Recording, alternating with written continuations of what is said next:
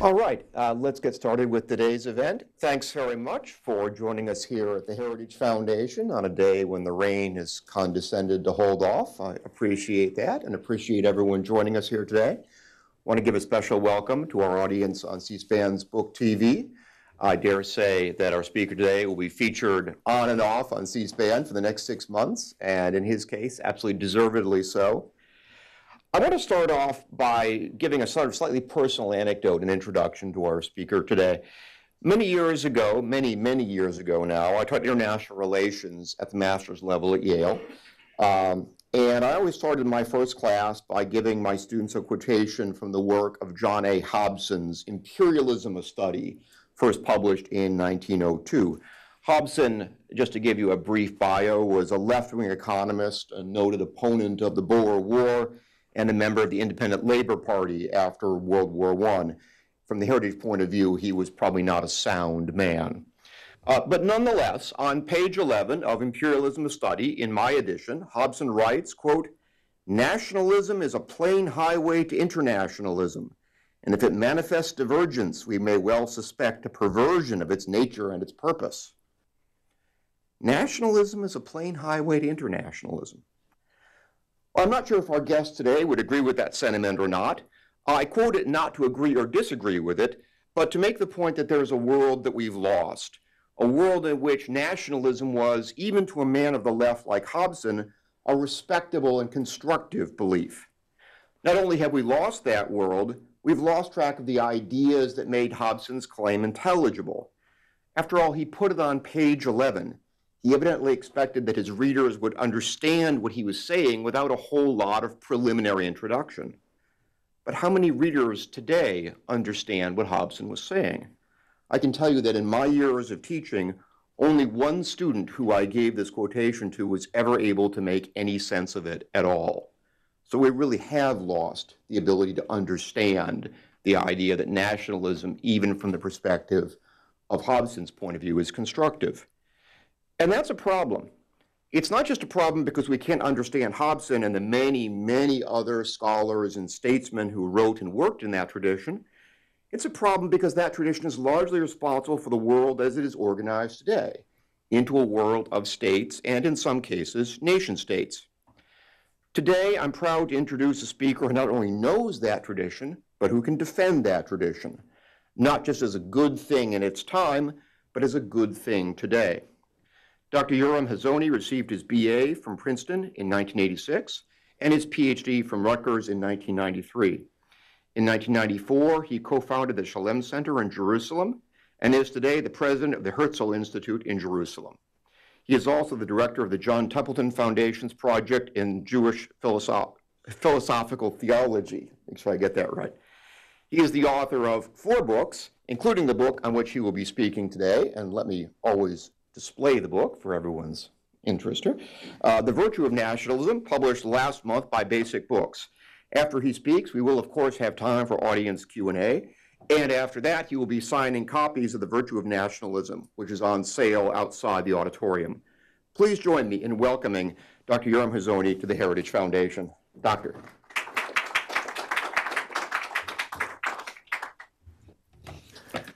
Thank you, Ted, for the warm welcome. And thank you all for coming out. It's a stormy season in the United States, both in terms of the weather and politically. And I'm sort of in an unusual position because generally wherever I go, people accuse me of provoking all sorts of unnecessary troubles.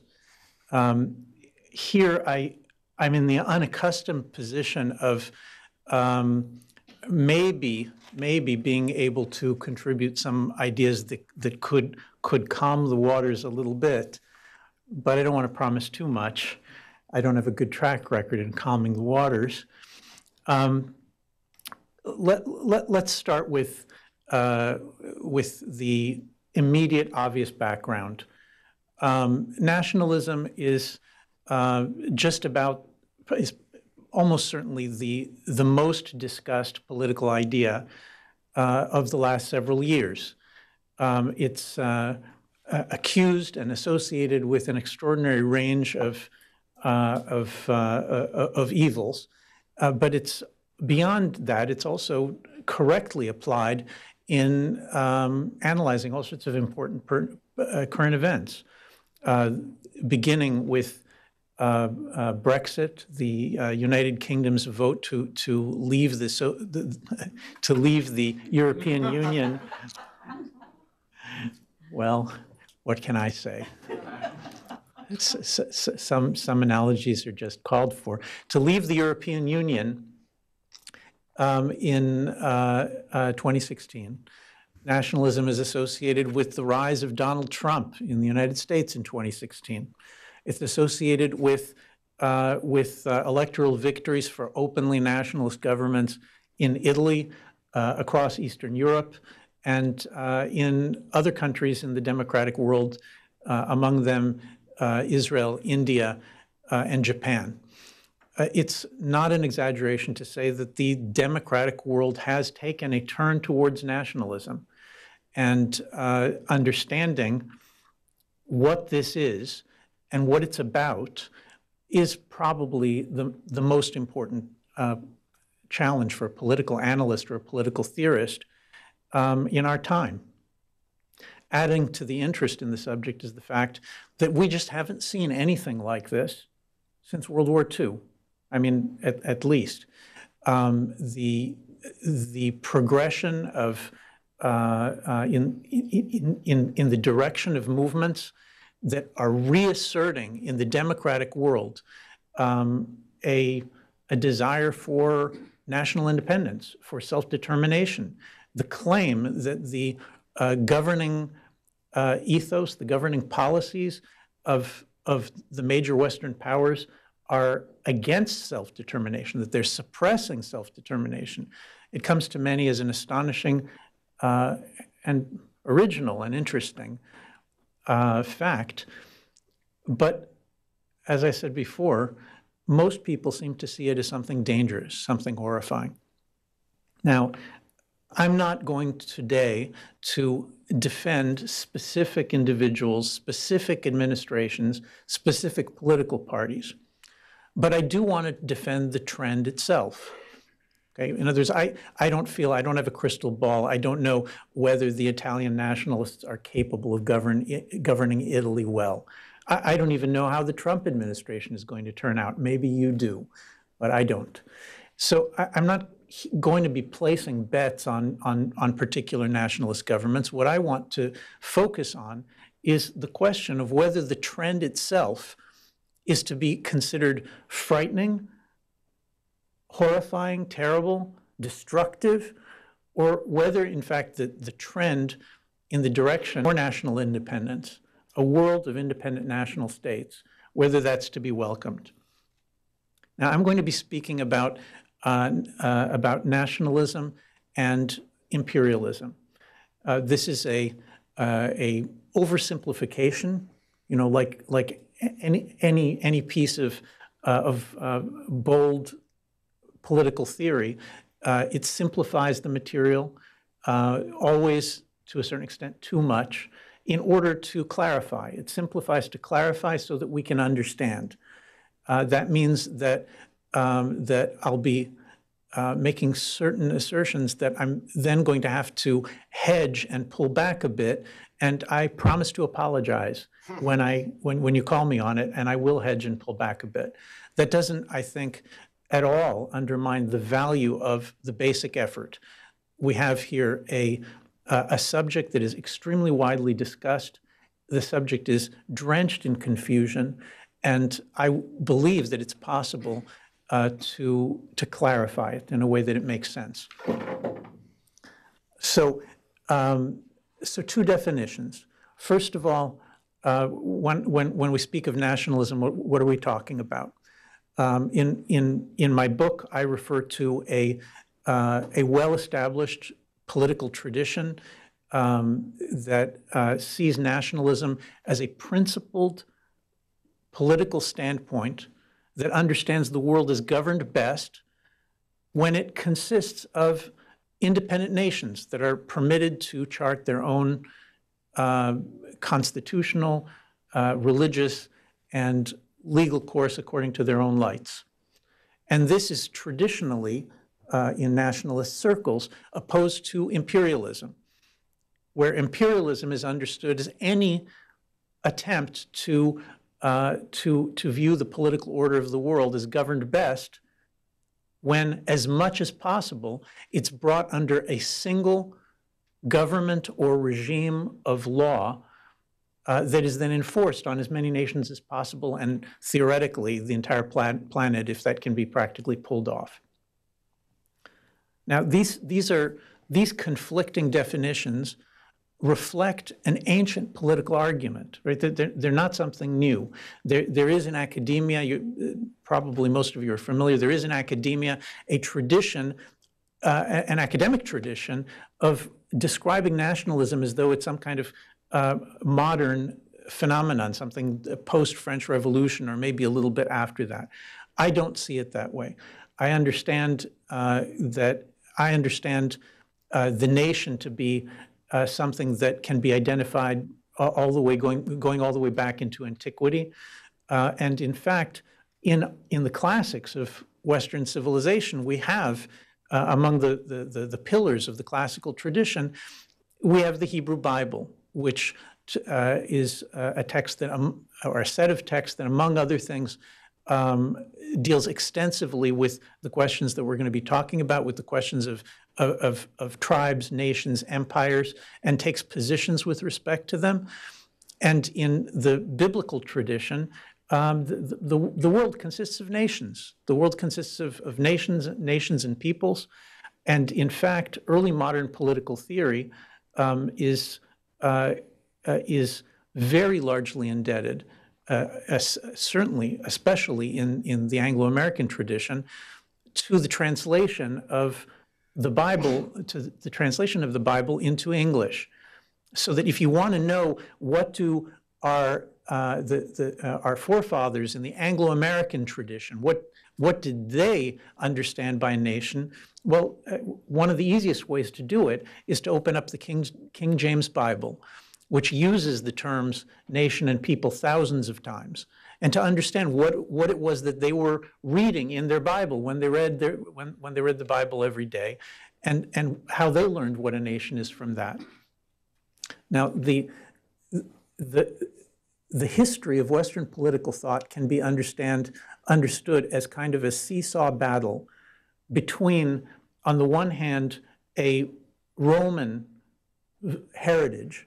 The Roman heritage is simply imperialistic. The Romans, much like the Babylonians and the Assyrians and the Persians before them, understood their role as to conquer as much of the world as possible. And by the way, this is not just some kind of brutal will to power. They had a humanizing side to it, a theory of what they were doing. The theory was, and this theory is, for all the differences that these ancient empires have between them, this they share in common, that every one of these universal empires, which sets out to bring the four corners of the earth to submission, they all claim to be doing it for the same reasons, which are to bring peace and to bring prosperity to the world. Right? This is a view that says the world is divided into tribes and nations, and they're all killing each other. And the purpose of empire is to impose a single law which will bring peace and prosperity.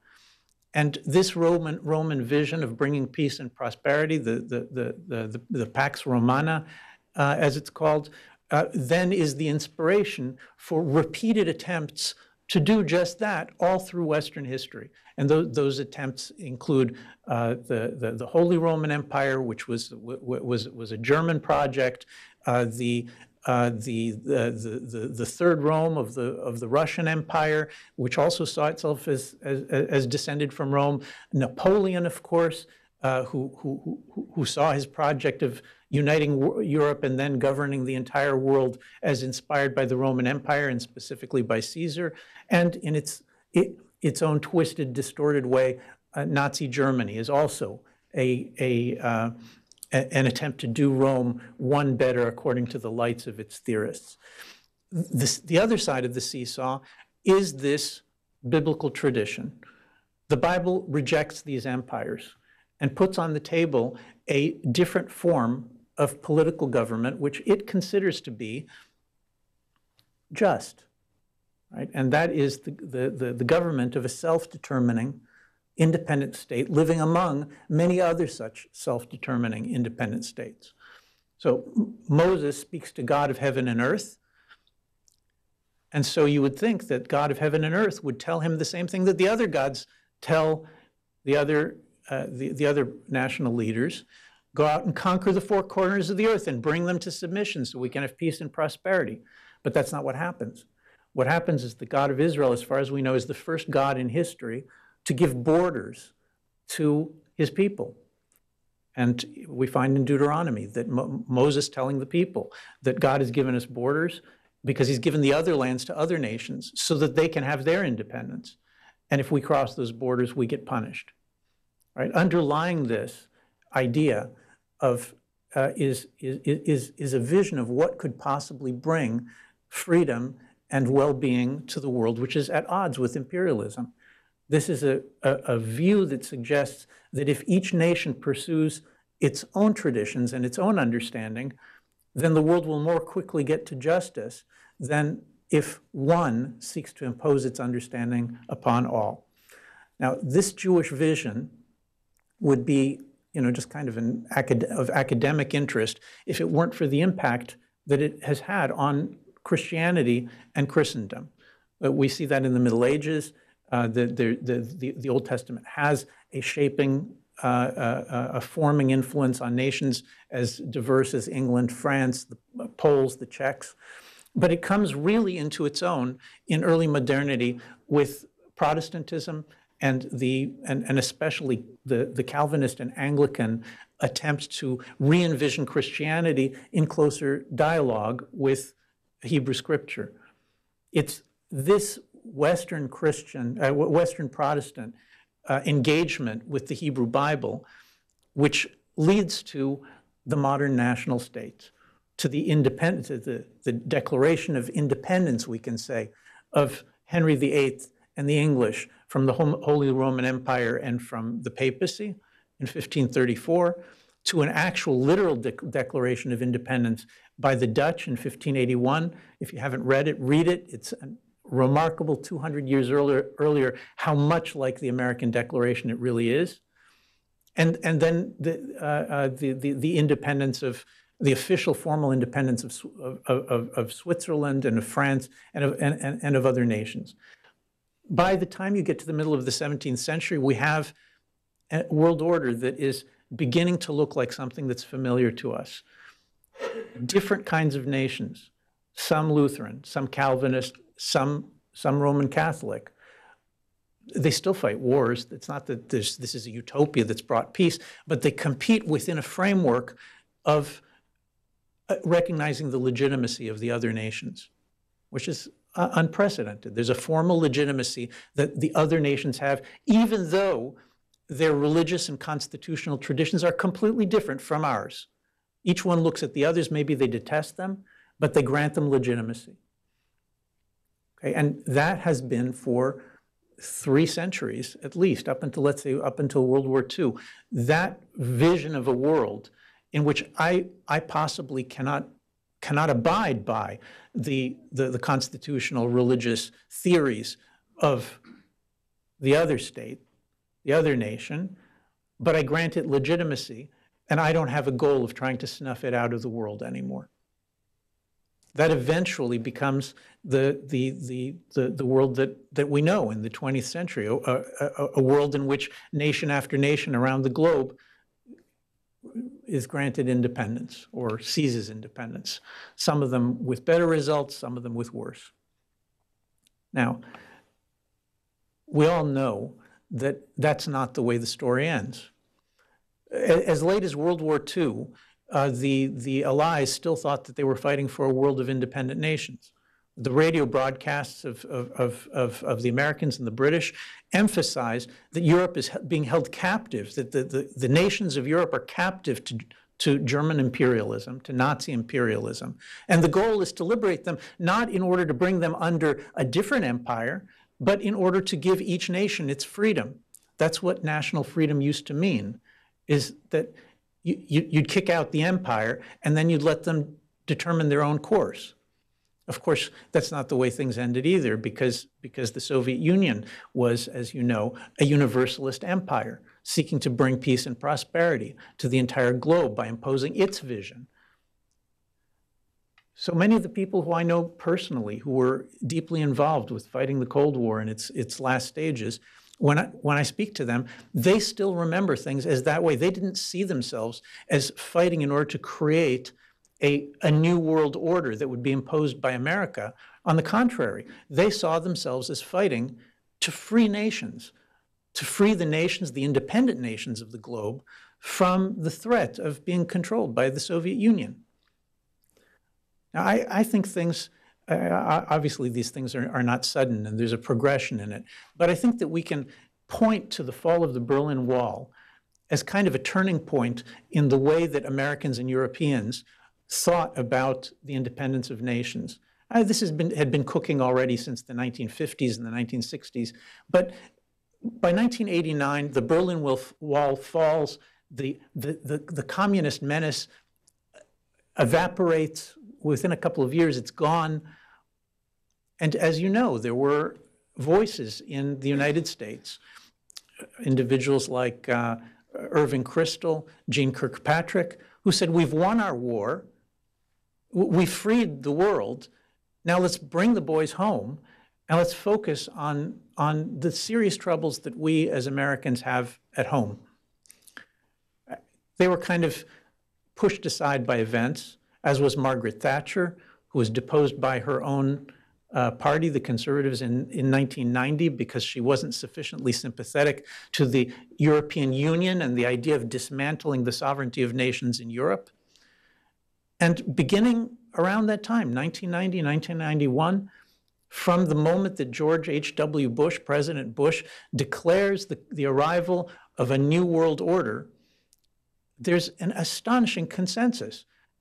Democrats and Republicans, Labour and Conservatives in the UK, and all the major parties across Europe, there's an astonishing consensus that really what needs to be done is to establish a new world order, a single rules-based international order to be imposed where necessary by force, which means principally American force. And this becomes a project for an entire generation. President Bush declares that for 1,000 generations, mankind has struggled and sought to try to bring about this kind of a new world order and has failed, but it's going to happen now in the 1990s. These are astonishing things.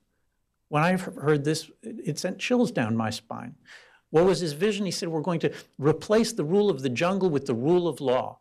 The globe is going to be brought under the rule of law. Now, this is an absolutely remarkable claim. An American president not faced with the Cold War against the Soviet Union, but out of a vision. He said he wasn't good at the vision thing, but he was pretty good. Now, I remember as a kid, the first time, I remember where I was, the first time, I was probably about 12, the first time that I heard John Lennon's Imagine. Okay, and I just thought, when I was 12, I thought, this is just a terrible, terrible song. But I remember thinking about this, that at least, I mean, it's just a pop song, right? It's just a singer. But a lot of people grow up on this. And when we reached, the last 30 years, one American administration after another, European governments have bought into the idea that, well, isn't it possible for us to just have one law and one set of values, and everybody's going to play by the rules, as various American leaders have said, play by the rules. And the flip side of it was that when you don't play by the rules, well, then somebody's going to enforce them. Who's the somebody? Well, we know that became the mission of American troops with allied contingents. in Yugoslavia, in Iraq, in Libya, in Afghanistan. That became, you know, a way of advancing a certain kind of world. Now, my claim is that that kind of world is completely undesirable, right? It's simply not desirable. It's a utopian fantasy, and it's a utopian fantasy. Utopian fantasy means it can't possibly work. I also think that even if it could maybe sort of work, it's still not desirable. And I'll try in a few minutes to give you a sense of why I say that so.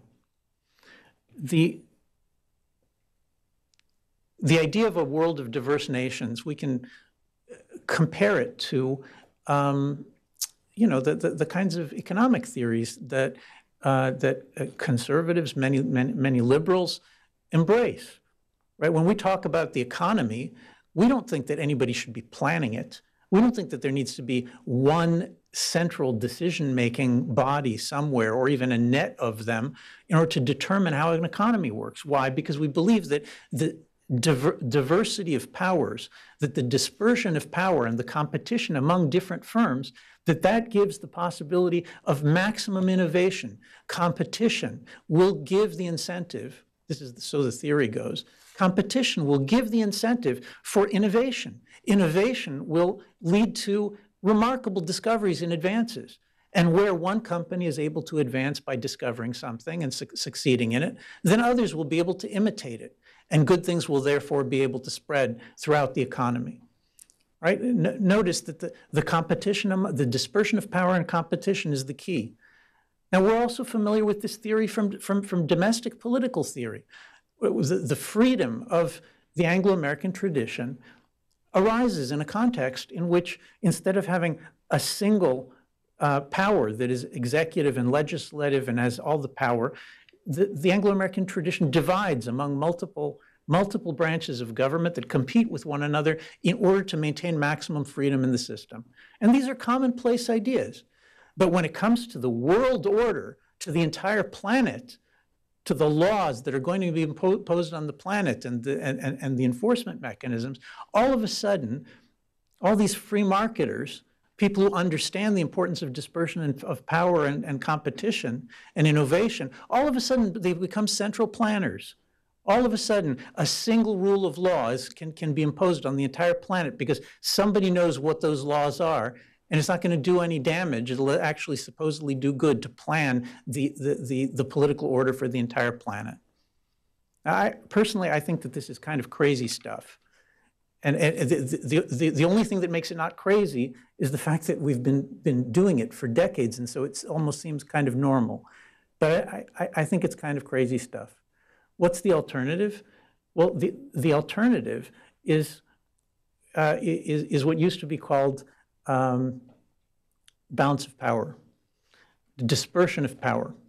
And by the way, the purpose of balance of power among multiple competing centers, multiple competing independent nations, the purpose of that, I was taught when I was in college and graduate school that the purpose of it was supposed to be to bring peace and stability. But I actually went back and I read Vattel, the great theorist of balance of power, and I couldn't find it. What you find in Vattel is a fascinating thing.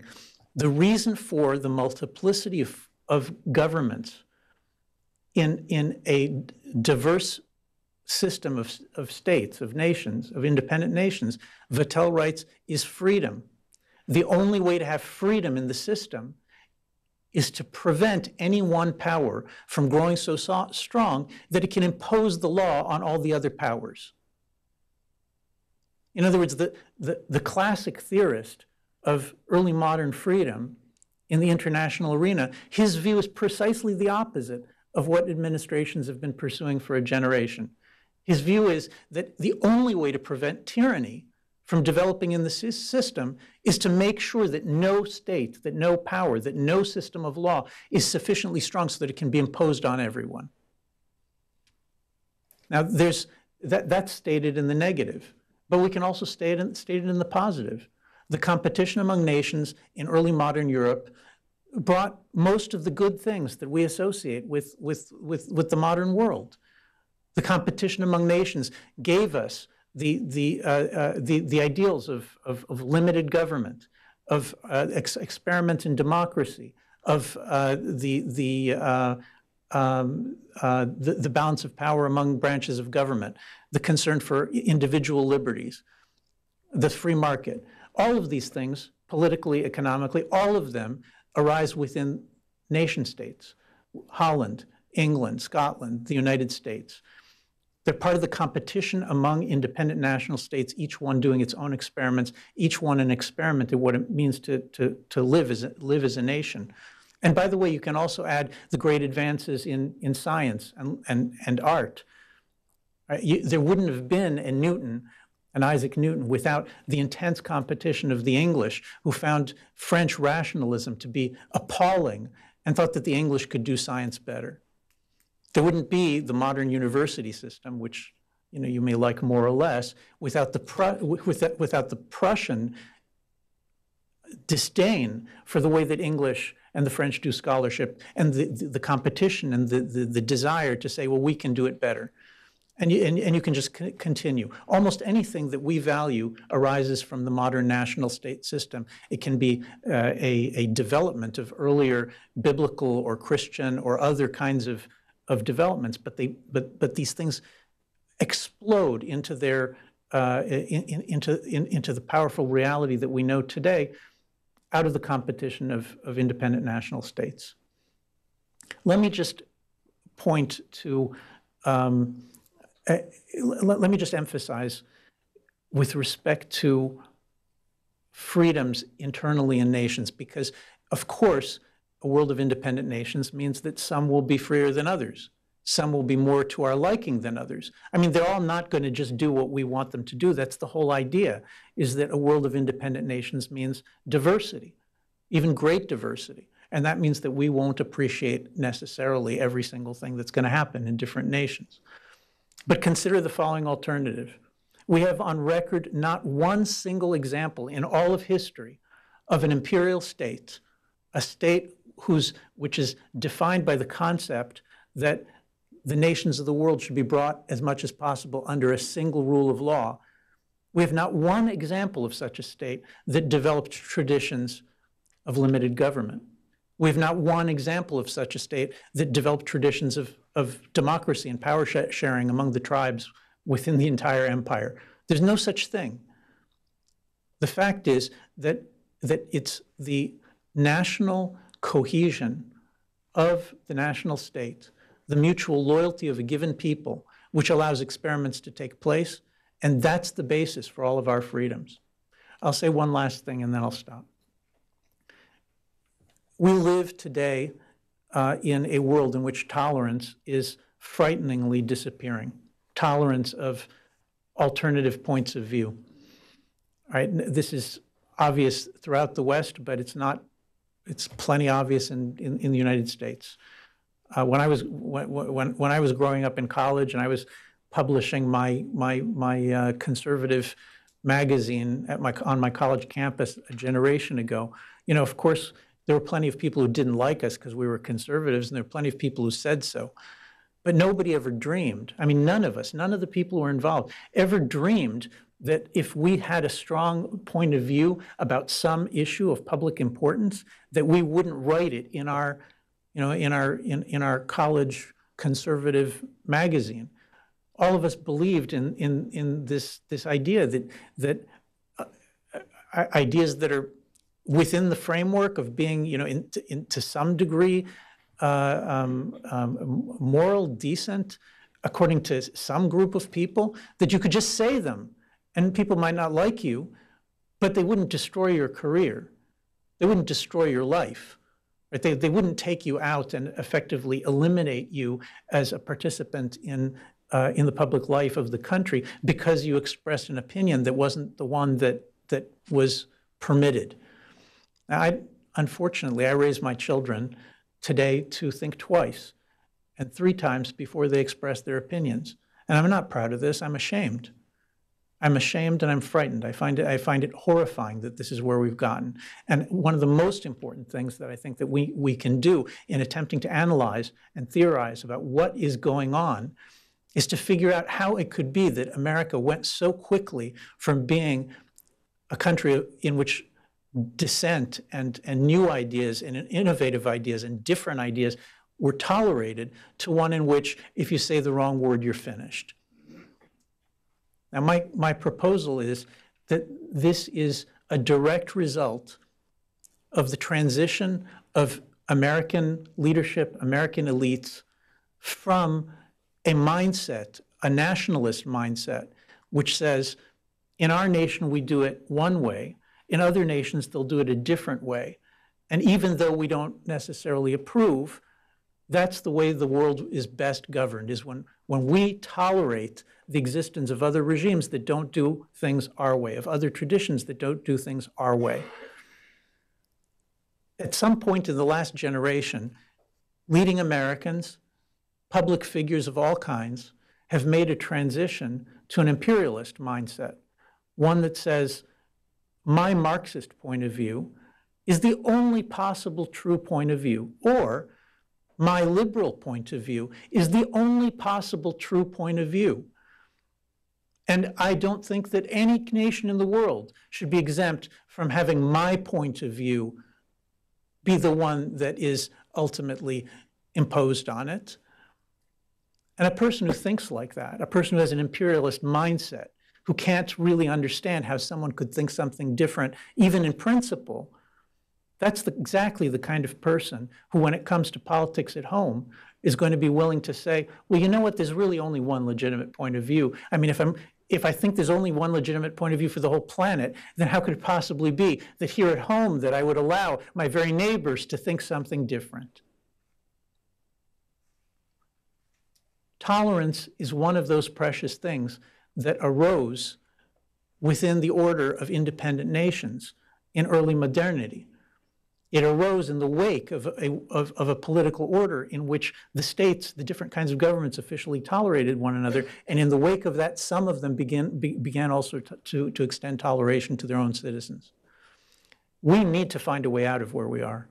The best way to get out of where we are, I believe, is to revisit the imperialist assumptions that we ourselves have adopted. Those are strong words. I understand that they're not immediately persuasive to everybody, but I'd like you to take them home and think about them. The imperialist that we have, each of us inside of us, that says, no, no, no, no, no, I have the answer. We Americans, we have the answer, or we Germans, we have the answer. The Poles can't just run their country the way they want to, because we Germans, we have the answer. We know how the Poles are supposed to run it. That's the kind of thinking that means that in Italy, a finance minister that's proposed by an democratically elected government can, in effect, be deposed on say-so from Brussels because the Germans and the other elites, they have a better understanding of who should be the finance minister in Italy. And it's easy to complain about the Europeans. That kind of thinking has come to America. And it's easy to complain and say it's only on the left. That kind of thinking has also come to the conservatives in America. And we need to find a way to overcome it. I believe that we can. Our traditions are healthy, they're good, they're strong. We can overcome it. Anyway, that's why I wrote the book. I'll hedge and apologize where necessary, so you can start testing me on it. Thank you all.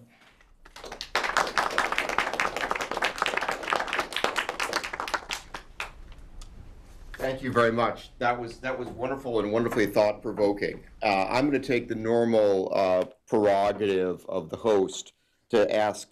I'm going to ask a couple questions, and one is perhaps somewhat supportive, and one is perhaps somewhat challenging. So you can answer. You can duck and dodge, or you can take them both in the order that you prefer. You write on page 26, and you also said something very similar on page 24 of the book, that in some senses, no nation, even in the world of nationalism, is an island. That there is a certain moral minimum, a certain God-given standard of national conduct. But you don't describe what the moral minimum is. Even in a world of independent, sovereign, self-governing states, you simply sort of set out that there is some sort of minimum. Could you expand a little bit? What is the minimum for the conduct of you know, even the ideally constituted independent sovereign nation state in the world of other such entities. And then second, a little bit less supportively, you quote John Stuart Mill, his considerations on representative government, and you say, in my view quite rightly, that Mill advances a common 19th century point of view in arguing that it is, quote, a necessary condition of free institutions that the boundaries of government should coincide in the main with those of nationalities. In other words, the English nation, if I take this right, should be composed primarily of the English. The German nation should be composed primarily of the Germans. The French nation, und so weiter, so to speak. What do we get in a world that is like the world we have, where nationalities are salted and distributed all over the map, and where either, if one wants to achieve this world, you have to move people around to suit borders, or move borders around to suit people, and those borders will be very complicated if the people aren't moved. Okay, well, those are both super questions. The problem of morality in the international system, I mean, it's not even it's not that much more tractable than the problem of morality generally. I mean, every national tradition, every religious tradition, they all have their own understanding of what morality is, and it was a famous commonplace among the early modern the common lawyers in England that you couldn't resolve. There is no way to simply, using reason to figure out what should be the morality everywhere. John Selden, who was the great 17th century political and legal theorist, he was the principal author of the Petition of Right, which actually makes him the principal author of the first draft of America's Bill of Rights, so he should be better known. And his view on the subject was there has not existed in the history of the world a single principle on which philosophers can't disagree, right? In other words, no matter how obvious it seems, there are philosophers who are capable of disagreeing with it. And he said, well, if the most brilliant men and women in history have not been able to come to a consensus on any significant subject, then it's unlikely that we here are simply going to sit down and figure out the answer to what the moral minimum is. The moral minimum in early modern Europe was associated with the Ten Commandments. Both Luther and Calvin believed that the biblical Ten Commandments were an appropriate basis for natural law, and they thought that the legitimacy of nations depended in the abstract depended on the question of whether the rulers were creating a polity in which these commandments were being obeyed. Now, I can definitely understand that in a world in which people don't even read the Bible anymore, much less think that that it can guide us in fundamental moral things. We're going to have a significant argument about what the moral minimum should be. Maybe some nations will even think there isn't a moral minimum. I certainly think that as Jews and Christians, as members of the Anglo-American tradition, we're never going to give up, I hope, the idea that there is a moral minimum which is universally relevant. But knowing what the minimum is, even if you can figure out exactly what it is, I rush to emphasize, is not the same thing as believing that it's your responsibility or that it's practical for you to impose it on all other nations. All right, so let me take the most extreme case. If we're dealing with a case like Rwanda or Cambodia, right, there's no question hundreds of thousands of people are dying, maybe millions. I certainly don't want, and this is part of my general approach in this book is I don't want to turn principles, which are good principles, into an absolute dogma or doctrine. It's very important if we're going to do empirical thinking rather than some kind of rationalist pseudo-mathematical thing, to understand that our principles, even if they're true, they may have limits. So even if national independence is a wonderful principle, it still may have limits. Here's a limit. I certainly think, and I hope that you'll all agree with me, that if America or some other nation has sufficient power to be able to go into Rwanda or into Cambodia, to go in, to put a stop to it, and to get out rather than having to occupy the country for the next 50 or 100 years, if it's plausible that that could happen, then I think there's a serious case to be made. I would definitely defend it, that there's a moral obligation to go in and to put an end to the killing. Right? But I would like to draw a very sharp distinction between that and the kind of moral obligation that today circulates, in which if a regime is autocratic, if it's not a democratic regime, if it doesn't recognize individual liberties the way that we do, then quite a few people, I mean, surprisingly, many people in responsible public positions will say that those regimes are not legitimate. Right? I mean, this is like kind of French Revolution kind of stuff. The idea that every regime in the history of the world has been illegitimate till today and still is illegitimate because it doesn't fit my understanding of morals. Now, I urge rejecting this kind of thinking. I think it's absolutely good for an American president faced with an abuse, let's say the murder in cold blood of a journalist. I think it's good for an American president to say what he thinks. It could be good for an American president to use the leverage that he has in order to try to press for changes. Okay, I mean, this has always been the case in politics. It's never going to stop. People always leverage their views and try to get other governments to fall into line where they think it's important. There's nothing wrong with that. There is something wrong with thinking that every time that somebody deviates, right, every time somebody deviates on immigration policy or their idea of how a Supreme Court is supposed to work, or their idea of how an economy is supposed to work, or their idea of how immigration is supposed to work. Anytime somebody deviates, well, we have the answer. It's time to start strong arming them.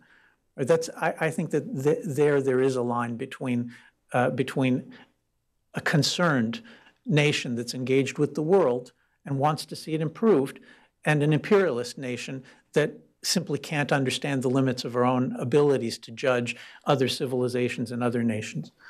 With regard to the other point, what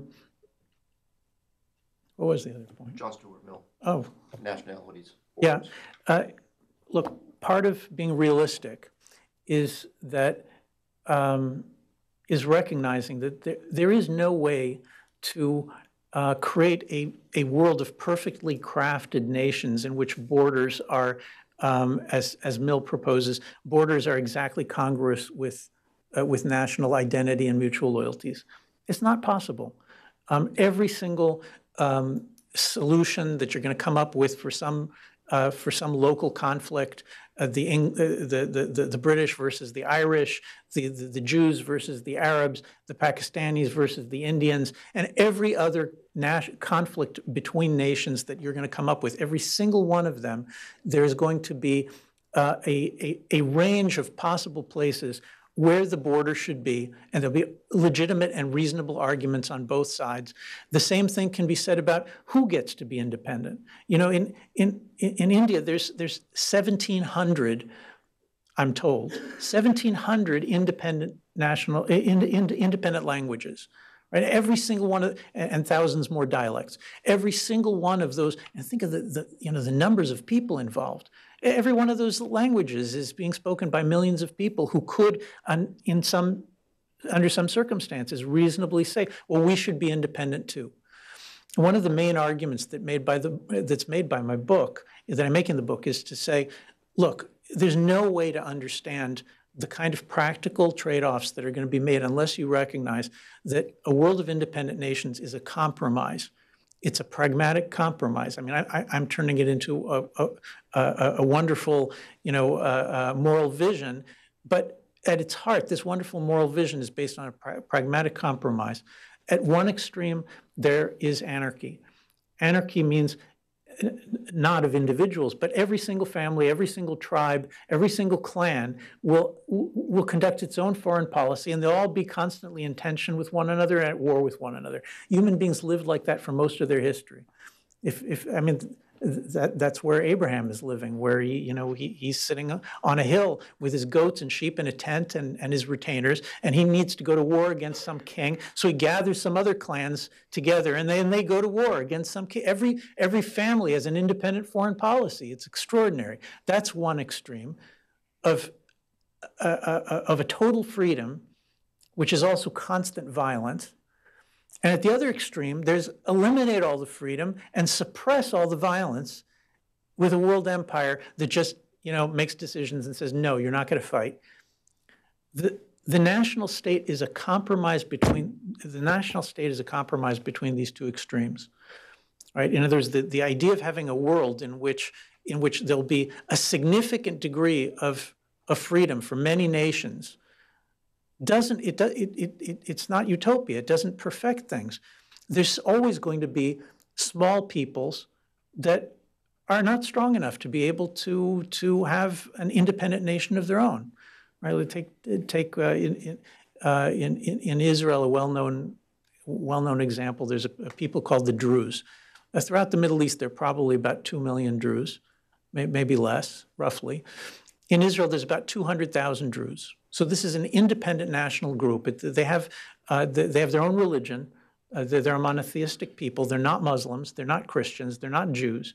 They have their own religion. They have their own flag. They see themselves as a nation, and completely reasonably. But they don't have a homeland. Now, maybe someday in Syria, we'll be able to create, a small homeland for the Druze, maybe. But for the time being, there's no such possibility anywhere, on the horizon. So what do you try to do? Well, it may be a little bit like, like the Navajo in the United States. The Navajo, there's still 300,000 Navajo. They speak their own language. Many of them raise their children in this language, and they call themselves the Navajo Nation, and with reasonable justification. They don't live under exactly the same laws that the United States does. So we have kind of the same situation with the Druze, although we don't have the history of persecuting the Druze that the Native Americans have gone through. But still, these are real peoples. They're at this point in history too small. They don't have the military and the economic power to be independent. And we should be looking, if we're decent, then we should be looking for a way to give them autonomy, to allow them to teach their own languages, their own religion, and as much as possible to allow them to feel that they're free, while at the same time understanding that they're a protectorate people. They can't exist independently. And so you have to come to some kind of a deal with them that'll respect their self-determination at the same time as they respect the overall political structure of the larger nation in which they live. That's the goal. With regard to moving populations, forcible moving populations is obviously it's a decision of last resort. I think that there are many, many places in the world where the problem is not that we aren't moving the populations.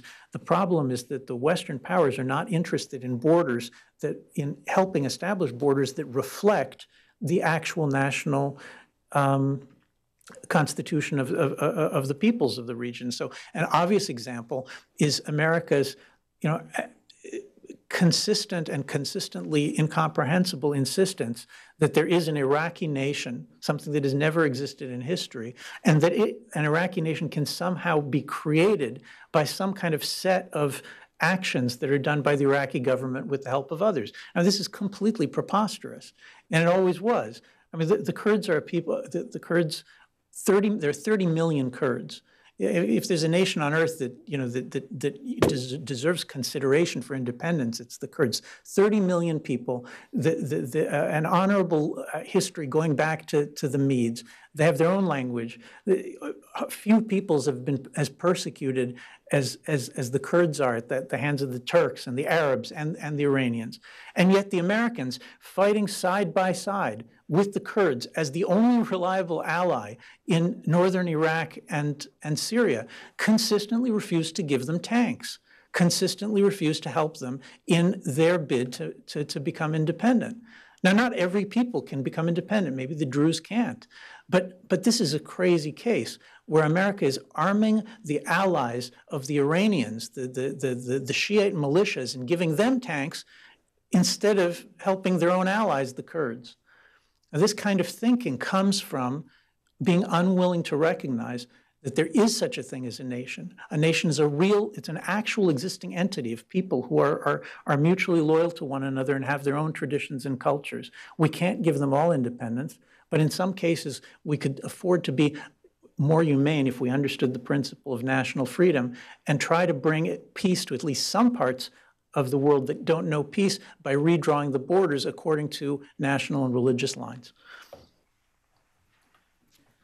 I think we definitely have some time for some questions, and we've got a microphone in the back.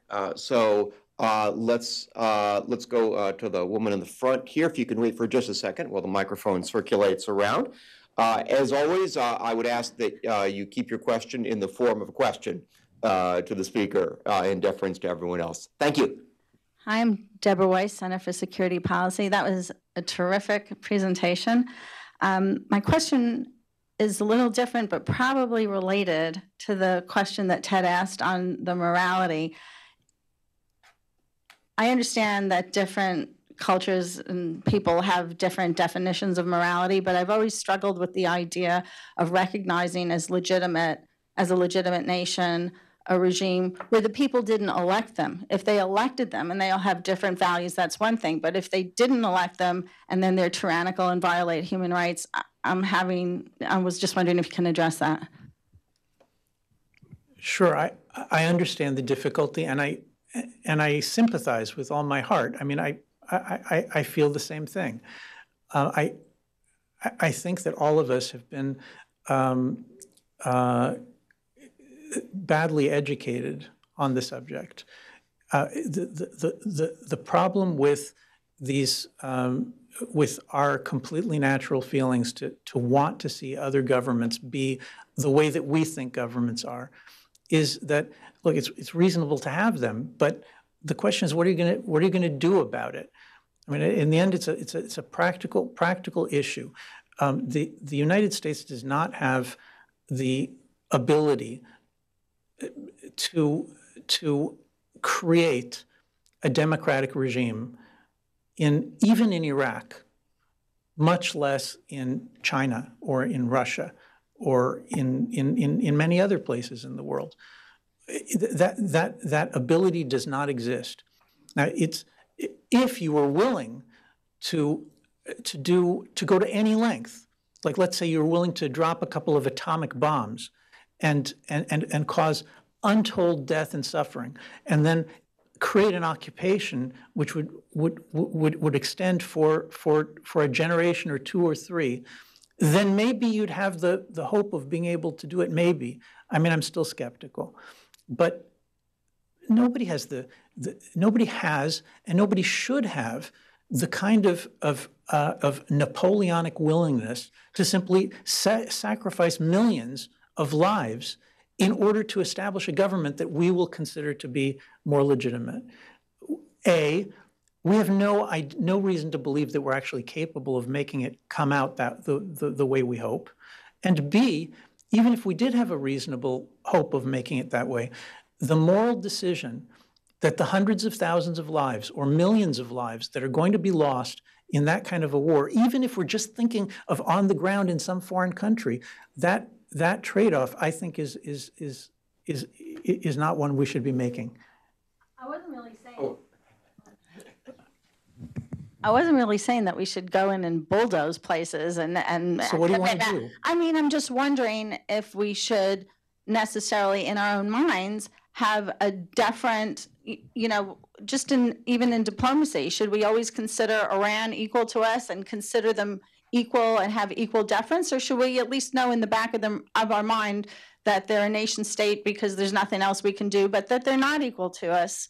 And, that it gives us a little wiggle room of when we can do something or when we can advocate or when we can ignore something or, whatever the case might be. I'm not saying that we should go in and, commit mass murder. I think that statesmen should definitely, within the extremely complicated balance of judgments that you come up with when you're pursuing a policy. Right? Policies are never simple. There's never only one reason for them. There's multiple reasons on each side.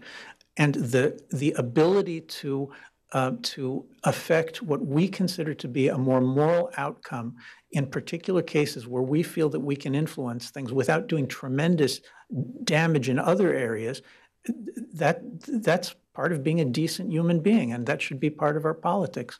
I definitely think that's true.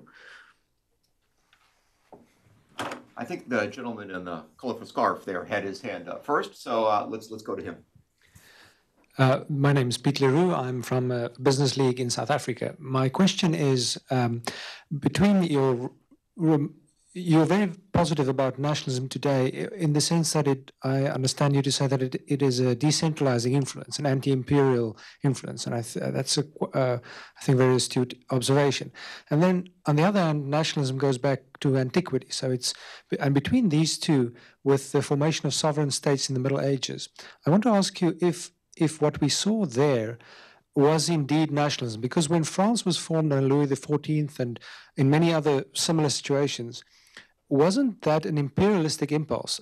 Very few people outside of Paris could speak French, and Breton and Occitan and many of those languages were.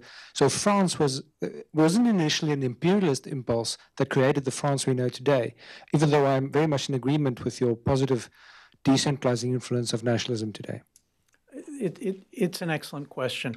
When I said at the beginning that I'll have to pull back some, this is a very good example.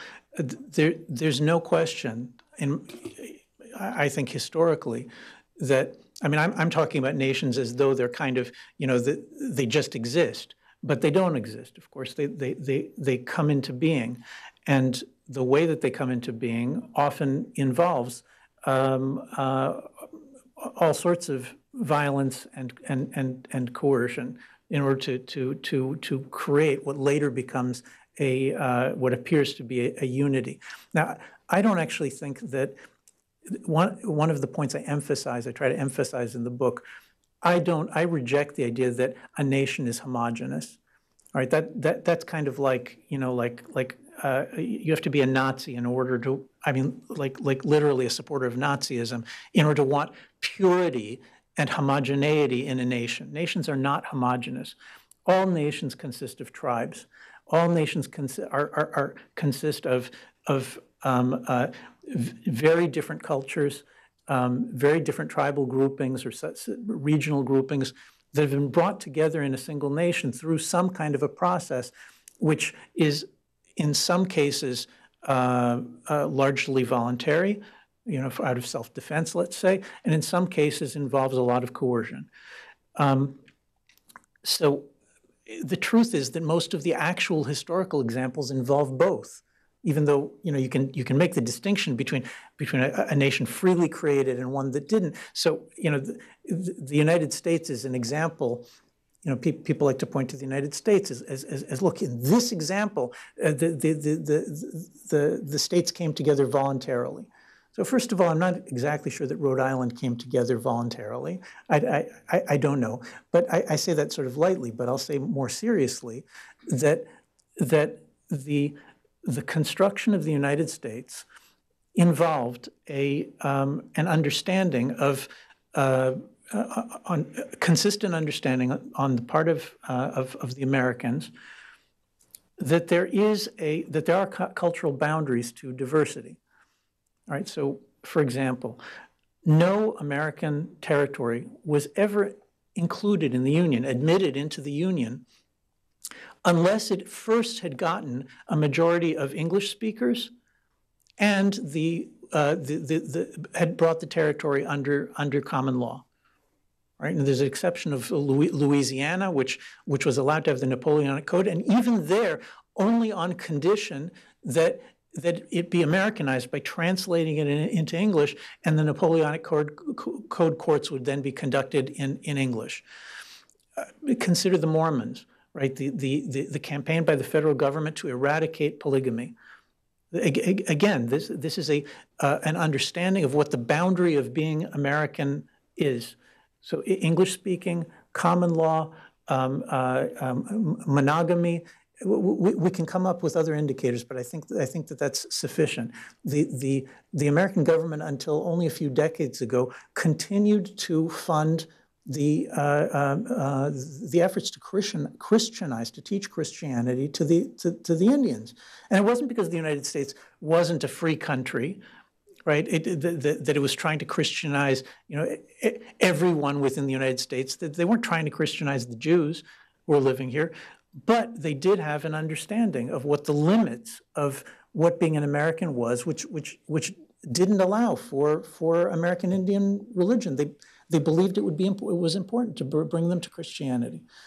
Now, the realistic fact that nations have these kind of implicit definitions of what can be included within our nation and what's excluded, and that those are used to shape the nation, sometimes in admirable ways and sometimes in not admirable ways. I think that fact is important to keep in mind, especially today when the United States has really pushed the lack of concern for how to maintain the unity, the cohesiveness, the integrity of the nation. It's really pushed the lack of concern for it to such an extreme that I don't know about you, but I really worry that the United States is in the process of splitting into mutually delegitimizing tribes in a way that might not be recoverable. It's really frightening.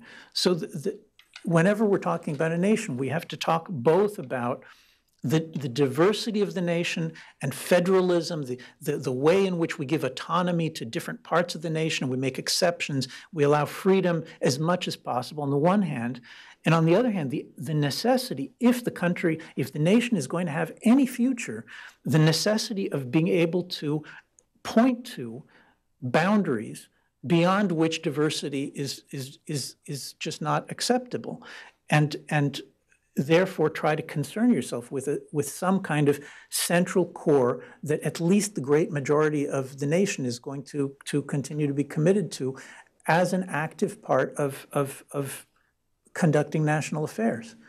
I'm sorry that sounds less pleasant than organizing a state by consent under John Locke's theory, but I think it's more realistic. I think we've got time for one more question, and the gentleman seated right in the center here will get the last question word at least. Can I just remind everyone that after our speaker finishes answering this question, there are books for sale out in the front lobby if you'd like to buy one, and I'm sure our speaker would be more than happy to sign it for you. So please. Right. Thank you. I'm Alex. I'm a congressional intern at the Senate right across the street. So you said during your presentation that you considered that there was not an example in a history of a supranational entity that was functioning and self-governing, at least successfully. You said that it simply did not exist. So even though I don't agree with that, because I'm also French. Functioning as a limited government or as a democratic government? As a limited government. I mean, of course, imperial states, lots of imperialist states have existed. I'm just saying that none of them developed the traditions of limited government and individual liberties and democratic governance that we saw develop in national states in Western Europe. All right, but that was not my question. I have a question. I want to play a bit devil's advocate for this. So would you consider on the other side that, for me, in my opinion, there's such a thing as a nation state, but there's no concrete example of a nation state today. Maybe Japan would be the one resembling most what could be considered a nation state, but I don't consider it to be such a thing as a nation state today in the world. Why do you so not consider? Because if we consider a nation state to be the ultimate goal of nationalism in the end, creating a state around peoples, which is a nation, right? People living in the same territory and creating a state out of that. For me, there is no such thing today as a nation state in the world like that. I simply cannot think of an example. If you have one, I'll sure. be glad to. America, Britain, France. I'm French.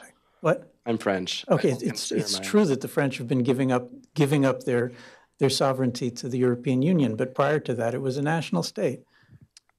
I don't consider so, and I'm pro-European French citizen, proud of it too. Also, I consider myself to be a nationalist. So, let's say. So what's wrong with France? How does it not meet your standards? Because I believe that this idea of always scapegoating all the issues on the European Union, which is the easy way out of every issue we have today in our country, talking about France, have similar issues in the United States. For me, nationalism is not a problem. I'm not saying that at all, but it's also compatible with the creation of a supranational entity that would be self-governing, at least to some extent. So my question would be, do you think there's an incompatibility between nationalism and the creation of a supranational entity? Yes, they're absolutely, completely incompatible.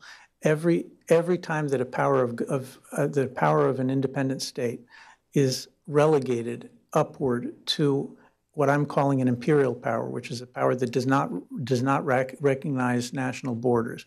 Every time that you do that, you weaken the national state and you strengthen the imperial state. We're already at a point where the European Union, that many countries in the European Union have something close to 50% of their laws being legislated by the non-democratic bureaucracy of the European Union. And that just is the medieval imperial model, that there's a bureaucracy, it makes decisions, it's controlled by somebody from some other nation. That's the opposite of the national state model, which is, if you go all the way back to the original biblical model again, the king and the prophets and the priests are all supposed to be drawn from your nation.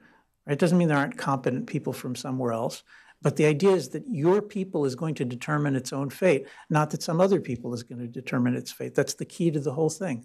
And so there's an absolute trade-off, and we have to decide. We can't pretend that we don't have to decide. Each of us has to decide whether we ourselves, to the extent that we have any influence, prefer to see a world of independent nations, each one pursuing its own course, or whether we think that the considerations, and there are real considerations, on the balance, militate in the direction of a vision in which an international bureaucracy, something like the European Union, is going to, in the end, govern as many nations as possible, and maybe the whole world. That's a choice each of us has to make. We have to decide which side we're on. I know which side I'm on, but I propose that regardless of what side you're on, that you read my book, which at least puts the ideas, I think, in a clear light so you can, to help you figure out which way to go. Thank you. Thank you very much. Thank you very much for joining us here today at the Heritage Foundation. As I said before, books are available for sale out in the front entryway. Thanks again to our speaker for a wonderful and provocative presentation. Thank you.